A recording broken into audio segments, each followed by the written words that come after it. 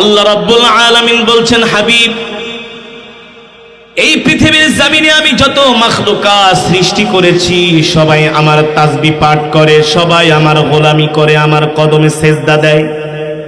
দেয় কি দেয় না? আরো জোরে বলেন, দেয় কি দেয় না? আল্লাহ তাআলা বলেন, হাবিব, আমি আল্লাহ কারো ইবাদত করি না, কারো তাসবিহ পাঠ করি না, কিন্তু আমি আল্লাহ আপনার নামে দুরূদ পড়ি। কে বলছেন? আরো জোরে বলেন, কে বলছেন? আল্লাহ বলছেন, হাবিব, আমি কারো ইবাদত করি না, কারণ আমি তাসবিহ পাঠ করি না, আমি কেনই বা করব? আমি তো সবকিছুর মালিক। ঠিক কিনা বলেন? আল্লাহ রাব্বুল আলামিন বলছেন, হাবিব, আমি কিন্তু আপনার নামে দুরূদ পড়ি, শুধু আমি পড়ি না, ইন্নাল্লাহ, আল্লাহ বলেন আমি পড়ি, ওয়া মালাইকাতাহু, আমার ফেরেশতাও পড়ে। আল্লাহু আকবার। সেই আল্লাহ রাব্বুল আলামিন আমার নবীকে দুনিয়াতে পাঠাবেন। আমার নবী তো সাধারণ কোন ঘরে জন্ম নিতে পারে না, ঠিক কিনা বলেন? আর আমার নবীর পিতাও দুনিয়ার কোনো সাধারণ মানুষ হতে পারে না, আমার নবীর মাতাও দুনিয়ার কোনো সাধারণ মহিলা হতে পারে। আমার নবীর পিতার নাম কি? আরো জোরে বলেন। আমার নবীর পিতার নাম হলো আব্দুল্লাহ। আল্লাহু আকবার। এখনো আব্দুল্লাহ বিবাহ করে নাই। নবীজির পিতা হযরতে আব্দুল্লাহ এখনো বিবাহ করে নাই, কিন্তু আব্দুল্লাহ রাস্তা দিয়া বের হয়, আরবের রমণীরা আব্দুল্লাহর চেহারার দিকে তাকায়, দেখে তার কপালের মধ্যে, ললাটের মধ্যে কি জানি চমকাইতেছে। আকর্ষণ, এমন আকর্ষণ মক্কার কোন যুবকের চেহারার মধ্যে এমন আকর্ষণ নাই। আরবের সুন্দরী রমণীরা আব্দুল্লাহর চেহারার দিকে তাকায়া পাগল পারা হয়ে যায়। আর কন্যারা তার বাবাকে যায় বলে, আব্বা জান, ওই আব্দুল্লাহর সাথে আপনি আমাদের বিবাহের ব্যবস্থা করেন। আব্দুল্লাহর বাবা আব্দুল মুত্তালিবের কাছে বিবাহের প্রস্তাব নিয়ে যান। প্রতিদিন শত শত বিবাহের প্রস্তাব আসে হযরত আব্দুল্লাহকে বিবাহ করার জন্য। এত প্রস্তাব, এত প্রস্তাব, এত প্রস্তাব, আব্দুল মুত্তালিব শেষ পর্যন্ত বিরক্ত হয়ে যায়। আব্দুল মুত্তালিব কন্যার বাবাদেরকে ডেকে বলে, তোমরা আমার ছেলের জন্য এত পাগল হয়েছো কেন? মক্কার জমিনে আরো তো যুবক আছে, আছে কি আছে না? তাদের জন্য পাগল হও না, আমার সন্তানের জন্য কেন পাগল হও? প্রতিদিন শত শত বিবাহের প্রস্তাব আসে, মানুষ, বাড়িতে মানুষের ভিড় লেগে থাকে। আব্দুল মুত্তালিবের স্ত্রী ওই সমস্ত সুন্দরী রমণীদেরকে ডেকে বলে, তোমরা আমার ছেলের জন্য কেন পাগল হয়েছো? আরবের রমণীরা এক কথায় উত্তর দেয়, আব্দুল মুত্তালিবের স্ত্রী, আব্দুল্লাহর মা, শুনে রাখেন, আপনার সন্তান আব্দুল্লাহর চেহারার মধ্যে, কপালের মধ্যে আমরা কি যেন একটা আকর্ষণ দেখতে পাই, সৌন্দর্য দেখতে পাই। ওই চেহারার দিকে তাকাইলে দুনিয়ার সব কিছু ভুলা যায়। এত সৌন্দর্য, এত সৌন্দর্য আরবের কোন যুবকের চেহারার মাঝে আমরা দেখতে পাই না। আল্লাহু আকবার। আরে কেনই বা দেখতে পাবে না? আব্দুল্লাহর ঔরস থেকেই তো আমার নবীর জন্ম। দুনিয়ার কোন সাধারণ মহিলার সাথে হযরতে আব্দুল্লাহর বিবাহ হয় নাই। হযরত আমিনার সাথে হযরতে আব্দুল্লাহর বিবাহ হয়ে যায়। আব্দুল্লাহ 3 দিন পর্যন্ত রাস্তায় বের হয় না। 3 দিন পরে যখন রাস্তায় বের হয়, আরবের রমণীরা আবার খবর পায়, শুনছো নাকি আব্দুল্লাহ রাস্তায় বের হইছে, চলো চলো এক নজর যায় দেখা আসি। আর জোরে বলেন সুবহানাল্লাহ। আরবের রমণীরা এবার রাস্তায় আসে আব্দুল্লাহকে দেখার জন্য। এক নজর দেখে আর চোখ ফিরায় ফালায় চলে যায়। হযরত আব্দুল্লাহ ডেকে বলে, আমার আরবের রমণীরা, তোমরা আমার সাথে এমন করছো কেন?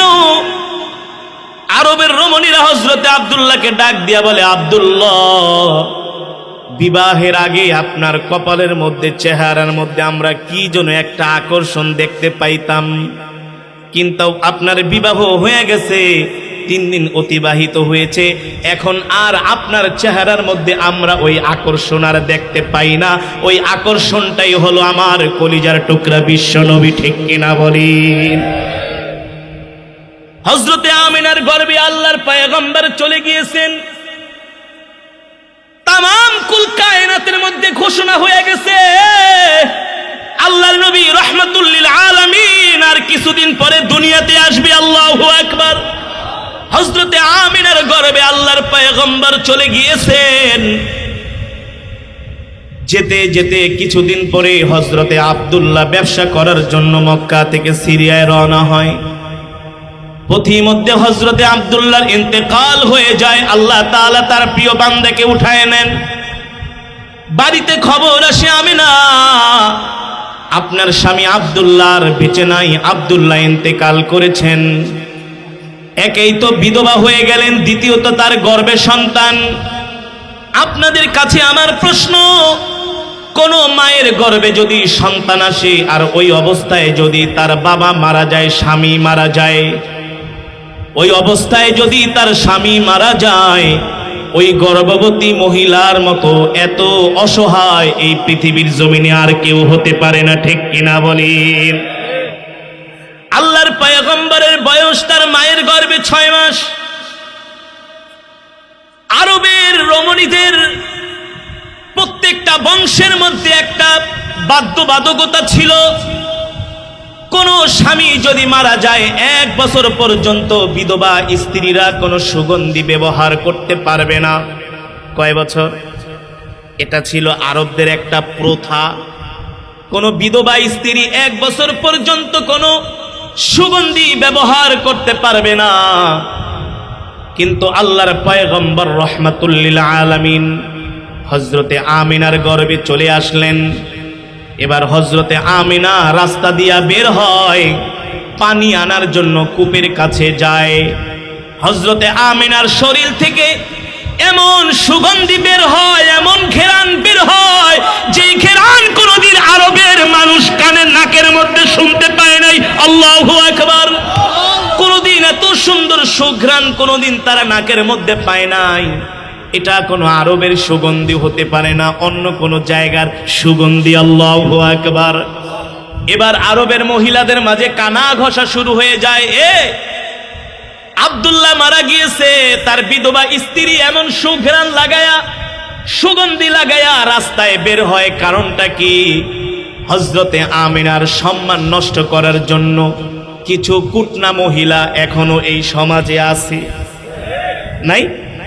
মানুষের ভালো দেখতে পারে না, শুধু অশান্তি আর অশান্তি, ঝগড়া লাগায়, লাগায় কি লাগায় না? এমন কিছু কুটনা টাইপের মহিলা একজন আরেকজনকে বলে, শুনছো নাকি আব্দুল্লাহ ইন্তেকাল করেছে, তার বিধবা স্ত্রী এমন সুগন্ধি লাগায়া রাস্তায় বের হয়। মতলবটা কি? নাউজুবিল্লাহ বলেন। আব্দুল মুত্তালিবের কাছে যে বিচার দেয়, আপনার সন্তান ইন্তেকাল করেছে, আপনার বিধবা সন্তানের স্ত্রী রাস্তা দিয়া সুগন্ধি মাইখা রাস্তায় বের হয়, পানি আনার জন্য কূপের কাছে যায়। কারণটা কি? কারণটা কি? আব্দুল্লাহর বাবা আব্দুল মুত্তালিব বাড়িতে আইসা তার স্ত্রীকে ডাইকা বলে, স্ত্রী এদিকে আসো, তোমার সাথে একটা জরুরি আলাপ আছে। বলে, কি আলাপ? বলে, শুনছো নাকি সব মহিলারা তোমার ছেলের স্ত্রীর বিরুদ্ধে আমার কাছে নালিশ দিয়েছে। বলে, কি নালিশ? বলে, তোমার বৌমা সুগন্ধি লাগাইয়া রাস্তায় বের হয়, পানি আনার জন্য কূপের কাছে যায়, এমন ঘেরান, এমন ঘেরান, ওই ঘেরান সোনার, ওই ঘেরান নাকে নেবার জন্য আরবের শিশুরা, মহিলারা পর্যন্ত রাস্তায় লাইন দিয়া দাঁড়ায় থাকে। আল্লাহু আকবার। আব্দুল মুত্তালিবের স্ত্রী বলে, হ্যাঁ, এমন কয়েকটা নালিশ আমার কাছেও আসছে, কিন্তু কি করবে বলো? কিছুদিন আগে সন্তানটা মারা গেল, স্ত্রী বিধবা হয়ে গেল, তার গর্ভের সন্তান। এই অবস্থায় যদি আমি তাকে কিছু বলি, সে যদি কষ্ট পায়, এই কারণে আমিও কিছু বলি না। আব্দুল মুত্তালিব বলে, একটা কাজ করো, তোমার বৌমাকে ঘরের মধ্যে ডেকে নিয়ে আসো, আমরা দুইজনে মিলে আমরা তাক তাকে নিয়ে একটু আলাপ আলোচনা করি, কোমল ভাষায় নরম ভাষায় তাকে আমরা কিছু কথা বলে দিই, যাতে সে সুগন্ধি ব্যবহার করা বন্ধ করে, নইলে তো আমাদের বংশের মান সম্মান নষ্ট হয়ে যাবে। আব্দুল মুত্তালিবের স্ত্রী বলল, ঠিক আছে প্রিয় স্বামী, আমি আজকে আমেনাকে ঘরে ডাকবো। সন্ধ্যার সময় হযরত আমেনাকে ঘরে ডাকলেন। আব্দুল মুত্তালিব আর তার স্ত্রী দুইজন মিলে হযরত আমেনাকে ঘরের মধ্যে ডেকে দরজা লাগায় দিলেন। এবার আব্দুল মুত্তালিব আর তার স্ত্রী দুইজনে মিলে হযরত আমেনাকে ডেকে বলেন, বৌমা, ও আমার প্রিয় মা, তুমি তো আমার আদরের বৌমা, আমার সন্তান ইন্তেকাল করেছে, তুমি বিধবা হয়েছো, তোমার গর্ভে সন্তান এসেছে, তোমাকে কিছু কথা বলার জন্য আমরা ডেকেছি, কিন্তু কিভাবে তোমাকে কথাগুলো বলি মা? তুমি কষ্ট পেও না, দুঃখ পেও না, আমাদের মান সম্মান ধুলায় মিশা যাইতেছে, আমাদের সম্মান ঐতিহ্য রক্ষা করার জন্য মা তোমাকে কিছু কথা বলি। আমাদের বংশ হলো আরবের সবচেয়ে সম্ভ্রান্ত পরিবার, আমরা সবচেয়ে সম্ভ্রান্ত বংশের মানুষ আমরা। আমাদের বংশের কিছু বাধ্যবাধকতা আছে, নিয়ম নীতি আছে। হযরত আমিনা বলে, আম্মা জান, আমার কারণে কি আপনাদের মান সম্মান নষ্ট হচ্ছে? আব্দুল মুত্তালিব বলে, না মা, মান সম্মান নষ্ট হয় নাই, তোমাকে ছোট্ট কিছু কথা বলার জন্য ডেকেছি। হযরতে আমিনা বলে, আব্বাজান কি বলবেন? আব্দুল মুত্তালিব চোখের পানি ছেড়ে দিয়া বলে, মারে, তোমার স্বামী আমার ছেলে ইন্তেকাল করেছে, কষ্টে আমার কলিজাটা ফেটে যায়, কিন্তু মা শোনো শোনো, তুমি আমাদের ঘরে আসছো, তোমার শরীর থেকে এমন খুশবু বের হয়, তোমার শরীর থেকে এমন ঘেরান বের হয় রে মা, এই খুশবু তুমি কোত্থেকে পেলা? আল্লাহু আকবার। আব্দুল মুত্তালিবের স্ত্রী ডাইকা বলে, ও আমার প্রিয় বৌমা, তুমি রাগ করো না, শুধু ঘরের মধ্যে না, তুমি যখন রাস্তায় বের হও, রাস্তায় বের হইলেও নাকি তোমার শরীর থেকে সুঘ্রাণ বের হয়। এত দামি সুগন্ধি তুমি কই পাইলা রে মা, কোত্থেকে আনলা? মা, তুমি যদি এমন সুগন্ধি লাগায়া রাস্তায় বের হও, আশেপাশের মানুষ তোমার সুগন্ধি নাকে নেওয়ার জন্য রাস্তায় দাঁড়ায় থাকে, এতে করে তো আমাদের সম্মান নষ্ট হয়। মা, তুমি আজ থেকে সুগন্ধি ব্যবহার করা বন্ধ করে দাও। এই কথা শোনার পরে হযরতে আমিনা বলে, আম্মা জান, আম্মা জান, ওয়াল্লাহি রব্বুল কাবা, আমি রবের কসম খায়া বলি, কাবার রবের কসম খায়া বলি, আম্মা জান, আপনারা ভাবতেছেন আমি বাজার থেকে কোন দামি সুগন্ধি এনে আমার শরীরের মধ্যে মাখি?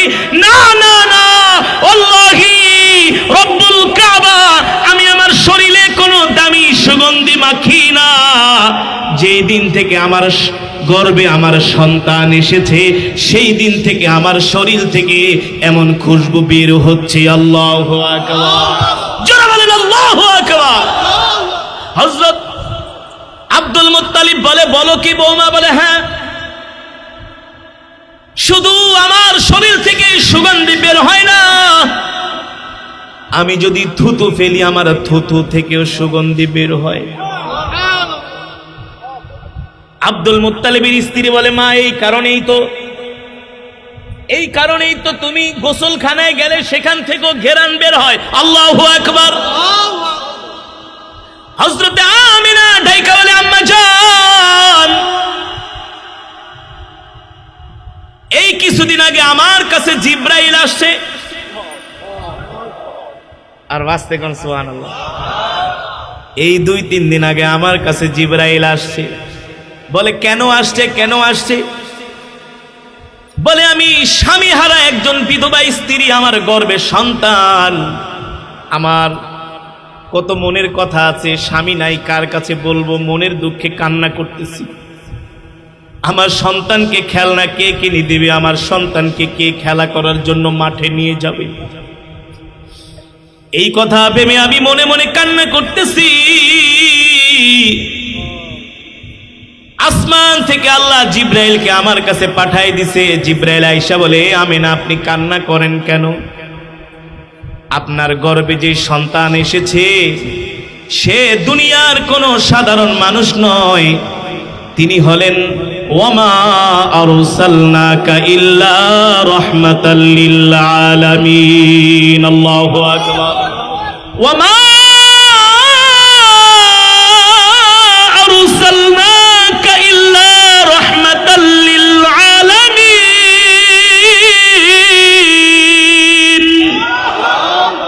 জিবরাইল আইসা বলে, আমিনা আপনি কান্না করেন কেন, কষ্ট পান কেন?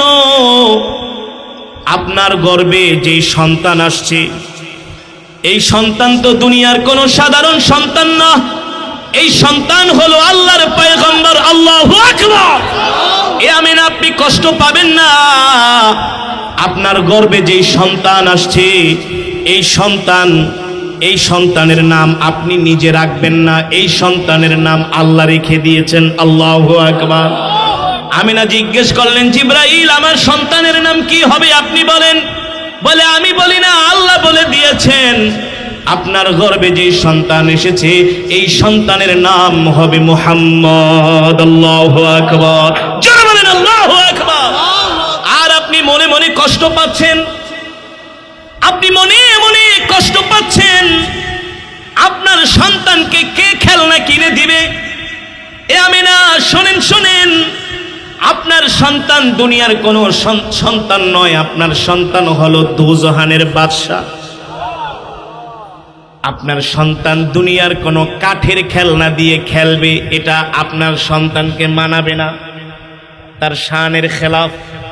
কোনো মাটির খেলনা দিয়ে খেলবে, এটা আপনার সন্তানকে মানাবে না, সে দোজাহানের বাদশা, আল্লাহর পরে যার পাওয়ার। আপনার সন্তান দুনিয়ার কোন কাপড়ের খেলনা দিয়ে খেলবে, এটাও তাকে মানাবে না। হযরত আমিনা ডেকে বলেন, জিবরাইল আমার সন্তান কি দিয়ে খেলবে? জিবরাইল ডাক দিয়া বলে, আমিনা আপনার সন্তানের সাথে খেলা করার জন্য আল্লাহ তাআলা আসমানের চাঁদ আপনার বাড়িতে পাঠিয়ে দিবে, আর ওই চাঁদ আপনার সন্তান মুহাম্মদের সাথে খেলা করবে। আল্লাহু আকবার। জোরে বলেন আল্লাহু আকবার।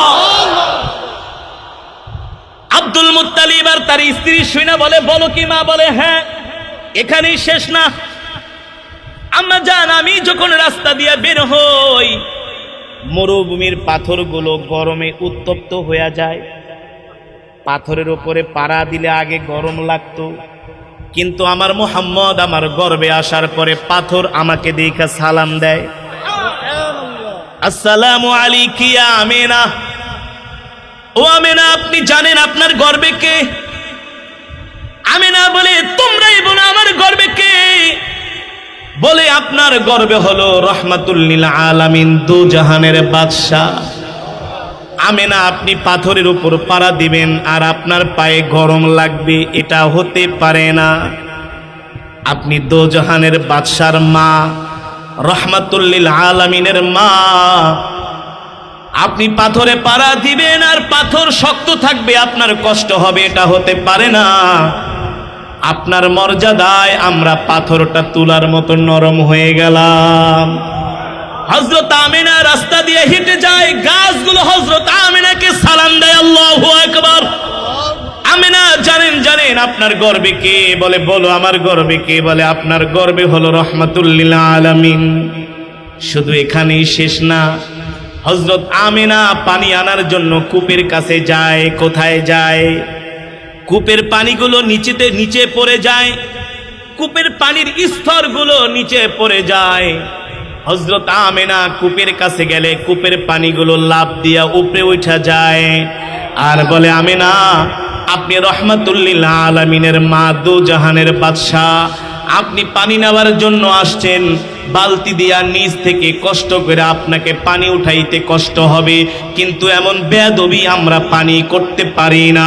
রাহমাতুল লিল আলামিনের বরকতে আমরা পানি লাভ দিয়া উপরে উঠা যাইতেছি, আপনি আপনার কলসটা ডুবায় নেন। আল্লাহু আকবার। যারা বলেন আল্লাহু আকবার।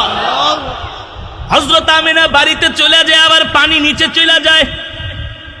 আমিনার বান্ধবীরা আসে, আমিনার সাথে যতক্ষণ আমিনা থাকে হযরত আমিনার বরকতে কুয়ার পানিগুলো উপরে উঠা যায়। হযরত আমিনা চলে যায়, কূপের পানিও চইলা যায়। আমিনার বান্ধবীরা কষ্ট হয় পানি নিতে, বাড়িতে যায় বলে, বান্ধবী তুমি একটু আমাদের সাথে কূপের কাছে চলো। আমিনা বলে, কেন? বলে, তুমি যতক্ষণ কূপের কাছে থাকো ততক্ষণ কূপের পানিগুলো উপরে থাকে, আর তুমি চইলা আসলে পানিগুলো নিচে নেমে যায়। তুমি দাঁড়ায় থাকো, আমরা আমাদের পানির মশগুলো ভরি, আমাদের পানির গ্যালানগুলো ভরি, এর বিনিময়ে আমরা তোমার কলসটা তোমার বাড়িতে পৌঁছে দিয়ে আসবো। আল্লাহু আকবার। সম্মানিত হাজিরিন, আল্লাহ তাআলা কোরআনের মধ্যে সেই কথাই বলেছেন, কুল ইন কুনতুম তুহিব্বুনাল্লাহা ফাত্তাবিউনি ইউহিব্বুকুমুল্লাহ ওয়া ইয়াগফির লাকুম যুনুবাকুম ওয়াল্লাহু গফুরুর রহিম। আল্লাহু আকবার। আল্লাহ তাআলা বলে, হে নবী, দুনিয়ার মানুষদেরকে বলে দেন, আমার প্রিয় হাবিব, তারা যদি আল্লাহকে পেতে চায়, আল্লাহর ভালোবাসা পেতে চায়, সর্বপ্রথম যাতে আপনার সাথে সম্পর্ক করে। ঠিক কিনা বলেন? আল্লাহ কোরআনের অন্য আয়াতের মধ্যে বলছেন, মা কানা মুহাম্মাদুন আবা আহাদিম মির রিজালিকুম ওয়ালাকির রাসূলুল্লাহি ওয়া খাতামান নাবিয়্যিন ওয়া কানাল্লাহু বিকুল্লি শাইইন আলিমা। ও নবী, আপনি হলেন শেষ নবী, আপনার পরে দুনিয়ার জমিনে আর কোন নবীর আগমন হবে না, আপনার পরে দুনিয়ার জমিনে আর কোন নবী আসবে না। আমার নবীর পরে এই দুনিয়ার জমিনে কেউ যদি নবী দাবি করে, সে হলো কাফের। ঠিক কিনা বলে? সে কি? আরো জোরে বলেন, সে কি? আল্লাহ তাআলা আমার নবীর মর্যাদা এত দান করেছেন। আল্লাহ কোরআনের মধ্যে বলছেন, ওয়া রাফা'না লাকা যিকরাক। আল্লাহু আকবার।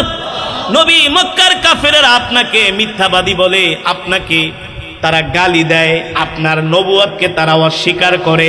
আপনি লজ্জা পায়েন না, কষ্ট পায়েন না, আপনি দুঃখ পাবেন না।